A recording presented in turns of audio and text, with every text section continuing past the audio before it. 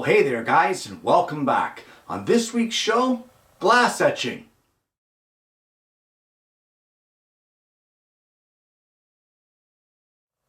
Well, I wanted to do a little bit of glass etching, and there's many different ways that you can do it.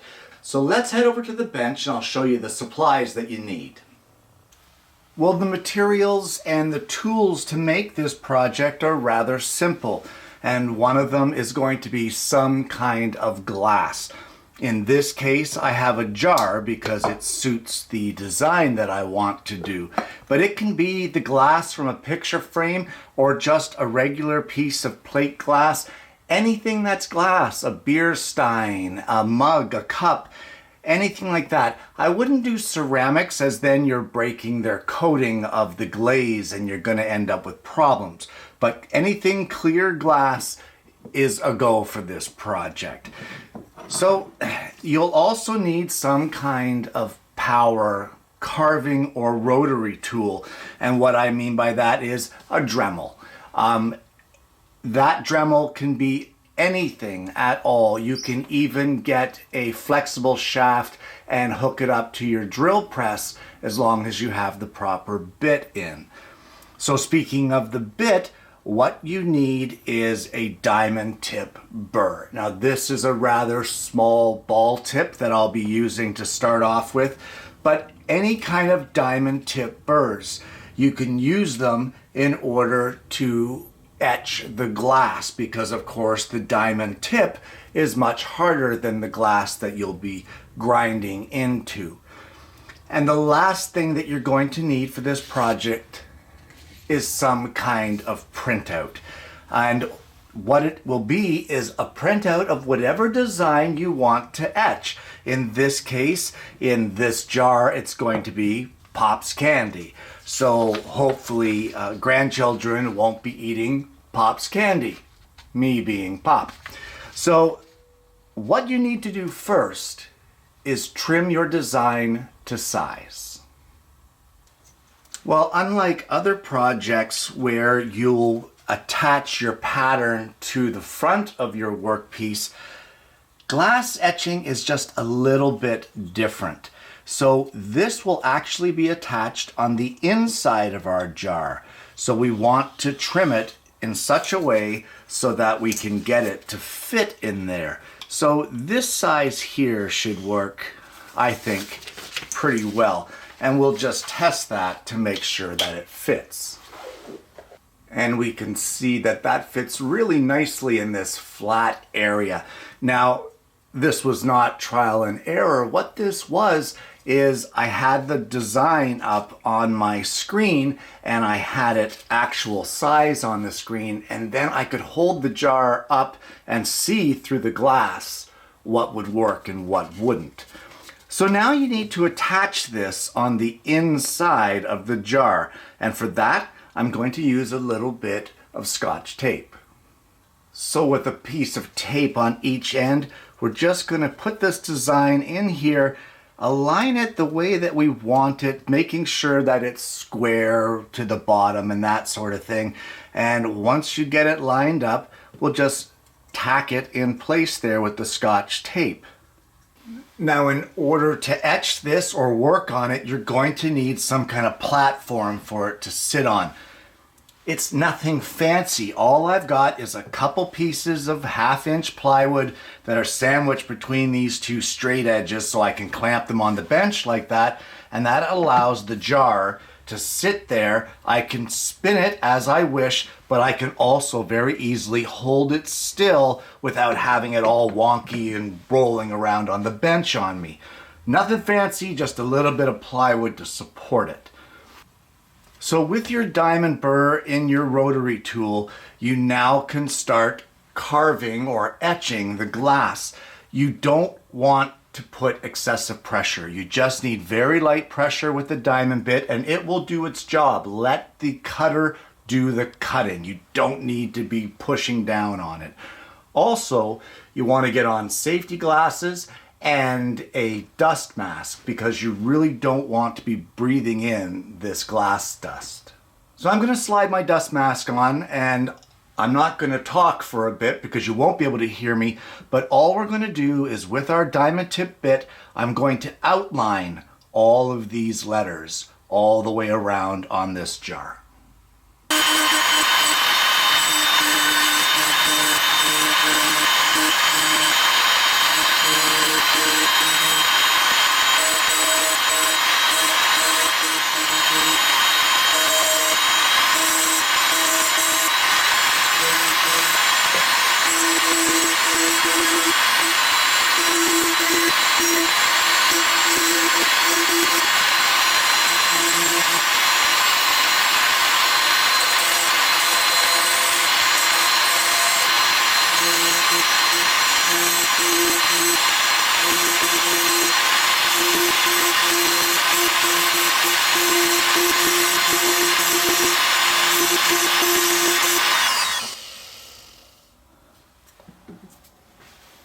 Well, it's hard to see on the camera, but you'll see a little bit better after. But I've got the word pops done across here. And I don't think we need a video of me doing the second word. So I'm just going to do this off camera and I'll see you when I'm done the outlines. But just something I'd like to point out to you, your direction that you look at it is very important. I've accidentally got this a little off the glass, and I'm not going to change it now because I don't want to screw things up. But because I'm looking through on different angles of a rounded surface, it's actually distorting some of my letters. So we may have to fix that up later. I can see a couple areas there that have little rough parts on the edges. That's okay. This isn't going to be perfect. This is a craft. This isn't a laser etching. So, I'll see you when I get the word candy outlined. Well, now that you're sure that you've got all of your outlines done, you can remove your pattern.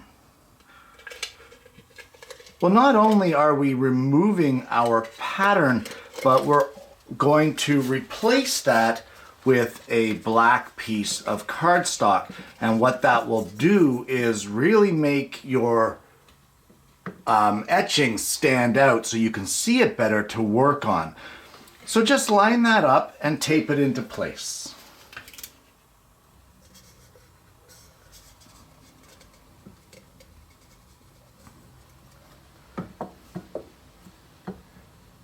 The next thing that we want to do is we want to kind of go around and clean up all of our edges. There's a few places where the burr got away on me and the letters are a little crooked. So we're going to clean that up. And while we're doing that, we're going to use the diamond burr to shade in our letters.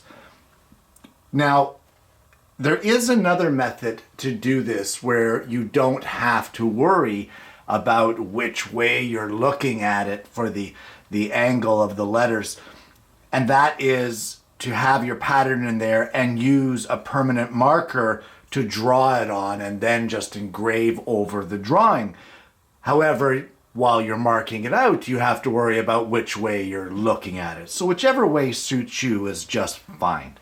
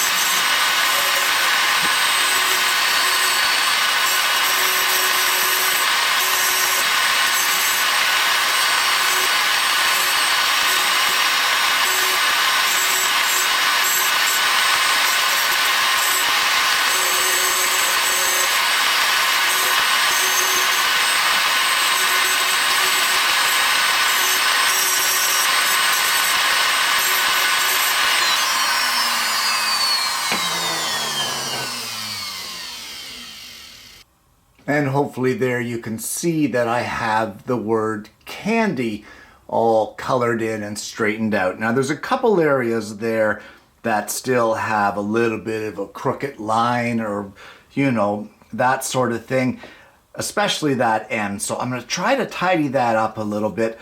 The biggest thing here is that as you're working, keep wiping it off so that you have a clear surface to work with. So you can see what you're doing. Visibility is the hardest thing here. And for me, I use a magnifier to see things. And the biggest problem there that creates, for me anyway, is depth perception. That my diamond bit actually hits the glass before my mind thinks that it's going to. Well, I'm going to finish on the pops area, shading it all in, and when I get that done, I'll come back and see you. The last thing that I want to do on this is, if you see here around my design, I have these lines, these like accent lines that go around all of my letters. So I want to make those a little brighter. So I'm going to engrave all of them just slightly deeper, and as well, I'm going to go over it again and just check to see if any of these letters need a little bit of extra work or not.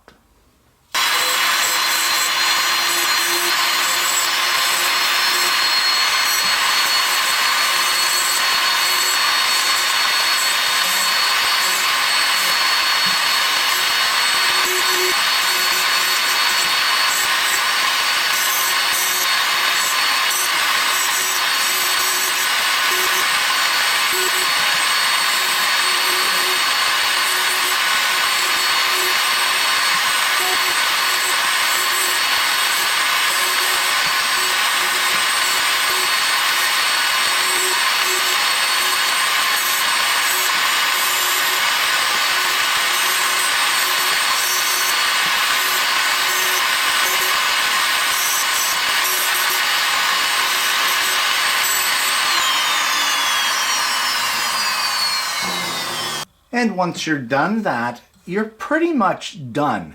If you wanted to, you can take a grinding stone in your Dremel or your carver and even out the shading of the letters, but I don't think it really needs it at this point. I think it looks good the way it is. So all you need to do, remove your paper, give it a good wash, and fill her up with candy. And there you have it. Glass etching. Guys, what a fantastic project and what a load of fun. And it's so simple. If you can write or draw, you can do this project. It is as simple as that. Whether you use a Dremel tool or whether you use an engraving tool or a power carver, it really doesn't matter. It's as simple as drawing. It is that easy. The results are spectacular, guys. You could do custom glasses. You could do picture frames where maybe it's your preschool picture of your young one and you could put some ABCs and maybe a teddy bear down in the bottom corner of the glass of the frame, making it that much more, almost like a mat built right into the frame and the glass itself. Just a heck of a lot of fun. That's probably the first time that glass smashing sound made sense. Guys, if you're going to try this project, take a break. Don't try to do it all in one sitting. The vibrations of that etching are really rough on the nerves in your hand, and it can really make your hand numb. So take breaks. Don't just power through it. You're not in a rush, at least you shouldn't be. PPE or personal protective equipment is essential here. I wear, as far as safety glasses goes, a dust mask is essential. If you haven't already, guys, please don't forget to like and subscribe. Share the video if you enjoyed the content. I want to thank you so much for tuning in this week. It's been a lot of fun for me and something very different here on the show. Guys, thanks for tuning in, and I hope you're going to join me again next week when I bring you yet another Alternative Tuesdays.